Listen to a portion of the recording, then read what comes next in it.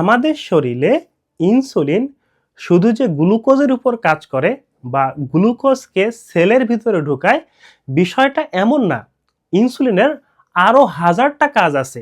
যেমন ইনসুলিন আমাদের ফ্যাট তৈরি করতে সাহায্য করে। আপনার শরীরে যে ফ্যাট আছে বা আপনার শরীরে যে মাসেল আছে, এগুলো তৈরি করতে সাহায্য করে এবং এই ফ্যাট, এই চর্বি এবং মাসেল যাতে ভেঙে না যায়, যাতে এরা ছোট না হয়ে যায়, সেইটাকে সে বাধা দেয়।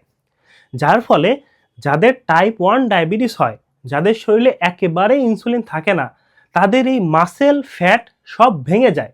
তারা একেবারে শুকনা হ্যাংলা পাতলা হয়ে যায়। এছাড়া এই ইনসুলিনের অভাবে যখন ফ্যাটগুলো ভাঙতে থাকে, তখন তারা অ্যাসিড তৈরি করে, কিটো অ্যাসিড তৈরি করে, যেটা শরীরকে অ্যাসিডিক করে দেয়। যার ফলে পেশেন্ট অজ্ঞান হয়ে যেতে পারে, পেশেন্ট কোমাতে যেতে পারে, এমনকি পেশেন্ট মারাও যেতে পারে। তো আপনাদের শরীরে এই ইনসুলিনটা এই জন্য খুবই গুরুত্বপূর্ণ।